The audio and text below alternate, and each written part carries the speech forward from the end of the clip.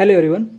तो हम लोग जैसा कि स्टार्ट किए थे क्लास 6 का हिंदी बुक, जिसमें हम लोग चैप्टर 5 तक कम्प्लीटली ख़त्म कर चुके हैं। आज हम लोग चैप्टर 6 से स्टार्ट करेंगे। तो चलिए हम लोग स्टार्ट करते हैं। तो पहला है, चैप्टर का नाम है तुम कल्पना करो, जो कि गोपाल सिंह नेपाली के द्वारा लिखा गया है। ठीक है, इसका हम लोग प्रश्न अभ्यास करेंगे। ठीक है, तो चलिए स्टार्ट करते हैं प्रश्न से। ठीक है, प्रश्न एक है, पाठ के आधार पर आप किस प्रकार की कल्पना कीजिएगा। ठीक है, देखिए उसके लिए आप लोग थोड़ा क्या कीजिएगा कि घर पे बुक से उस कविता को पूरा पढ़िएगा और याद कीजिएगा। ठीक है, चलिए इतना आप लोगों का होमवर्क रहा। इसका उत्तर है, पाठ के आधार पर हम वैसे भारत की कल्पना करेंगे जिसमें सब कुछ नया दिखेगा। हमारे रीति रिवाज, परंपरा, विचार एवं आपसी संबंध सभी नए ढंग के होंगे। इसमें जात पात तथा भेदभाव की जगह भाईचारे, बंधुत्व तथा हम भारतीय हैं की भावना से अपनी आत्मप्रोत होंगे। ठीक है, अगला प्रश्न है, राष्ट्र के शरीर कहने से आपके मन में किसका चित्र आता है। तो हम लोग उत्तर लिखेंगे, राष्ट्र के शरीर कहने से हमारे मन में देशवासियों का चित्र बनता है, क्योंकि देश की सुरक्षा, उसका विकास, संप्रभुता एवं शक्ति देशवासियों में निहित होते हैं। इन्हीं के परिश्रम तथा पराक्रम पर देश का सम्मान निर्भर करता है। इसलिए राष्ट्र के शरीर कहने से देश की जनता का चरित्र हमारे मन में आता है। ठीक है, प्रश्न 3 देखेंगे, चित्तौर के प्रताप की कहानी हमें क्या सिखलाती है। तो इसका उत्तर लिखेंगे, चित्तौर के प्रताप की कहानी हमें यह शिक्षा मिलती है कि गुलामी का स्वर्गिक सुख नरक से भी अधिक दुखदायी होता है, और स्वतंत्रता का दुख या कष्ट गुलामी के स्वर्गिक सुख से बेहतर होता है, क्योंकि स्वतंत्रता की अवस्था में कोई पाबंदी नहीं होती, लेकिन पराधीनता में हर कार्य आश्रयदाता की इच्छा अनुसार करना होता है। मतलब जो हम लोग को आश्रय देते हैं उनके इच्छा के अनुसार करना होता है। ठीक है, चलिए तो हम लोग आगे देखते हैं। प्रश्न 4, इस कविता के माध्यम से हमें क्या करने की बात कही गई है। तो लिखेंगे, इस कविता के माध्यम से हमें नवीन कल्पना करने अर्थात नए रूप में देश को संवारने, परिश्रमी तथा पराक्रमी बनने, सुख समृद्धि की प्राप्ति की अभिलाषा रखने तथा स्वच्छंद पूर्वक जीवन जीने अथवा आज़ादी अनुच्छन रखने की बात कही गई है।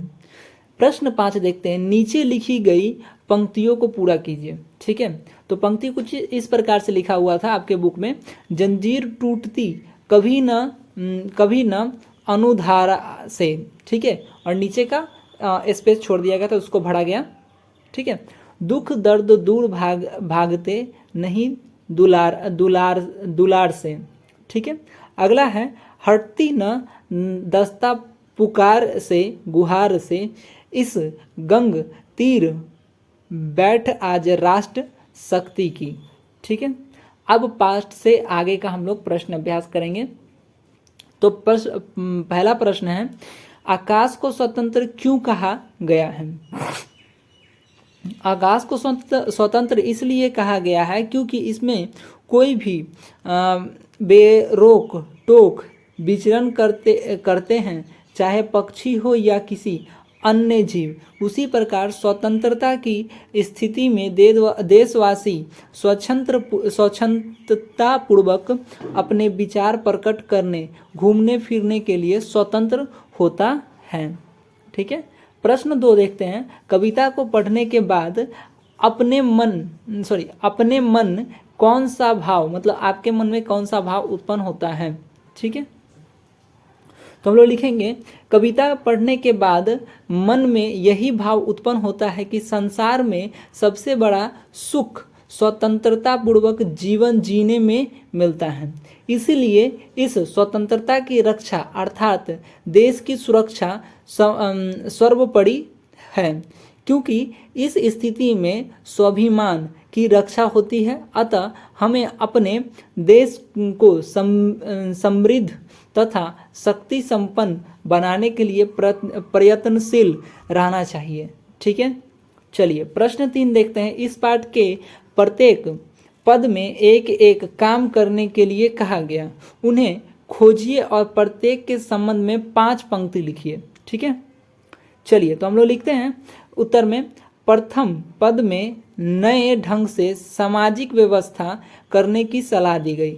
दूसरे पद में मतलब दूसरी पंक्ति में, प्रथम पद या फिर दूसरी पंक्ति ऐसे ही बोला जा रहा है, पद में संगठित होने तथा राष्ट्र शक्ति बढ़ाने का संकल्प लेने का आदेश दिया गया है। तो तीसरे पद में पूर्वजों के त्याग एवं बलिदान का स्मरण पर पराक्रमी बनने की बात कही गई है। तो अंतिम पद में देश की समृद्धि एवं स्वाभिमानपूर्ण जीवन जीने की अभिलाषा रखने के लिए कहा गया है।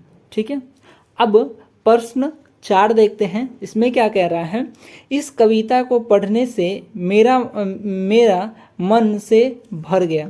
ठीक है, प्रेम, श्रद्धा, उत्साह, देश प्रेम उचित शब्द चुनकर रिक्त स्थानों को भरिए तथा इसके लिए अपना तर्क दीजिए। ठीक है, तो क्या कह रहा है, देश प्रेम किसी भी व्यक्ति की सुरक्षा संपन्नता उस देश की सुरक्षा संपन्नता पर निर्भर करती है। कोई देश प्रेमी ही देश की रक्षा प्राण देकर करता है। ठीक है, मतलब ये जो उत्तर दे रहा है देश प्रेम, यही आपका उत्तर हुआ। ठीक है, और इसी के बीच में इसको लाला के उठा के रखा जा रहा है, तो ये आपका उत्तर के रूप में काम कर रहा है। ठीक है, चलिए तो आज के लिए इतना ही। अब हम लोग मिलेंगे इसके अगले पार्ट में, व्याकरण वाले में। ठीक है, और आप लोग से रिक्वेस्ट किया जाएगा कि आप लोग वीडियो को लाइक कीजिए। ठीक है, और अपने दोस्तों के साथ शेयर कीजिए कि उनका भी कुछ मदद हो जाए और हम लोग का भी, मतलब मेरा भी कुछ मदद हो जाए। और चैनल को सब्सक्राइब करके जाइएगा। अगर आपको कुछ सजेस्ट करना है तो उसके लिए आप कमेंट कर सकते हैं। अगर समझ में नहीं आया तो वो आप बता सकते हैं, जिससे कि आगे आने वाले वीडियो में उसको देख करके हम सुधार सकते हैं। ठीक है, और पिछले वीडियो सब नहीं देखे हैं तो वो आपको डिस्क्रिप्शन में लिंक मिल जाएगा, वहाँ से आप जाके देख सकते हो। साथ ही साथ चैनल के प्लेलिस्ट में जा करके भी आप देख सकते हो। ठीक है, तो वीडियो देखने के लिए आपका बहुत बहुत धन्यवाद।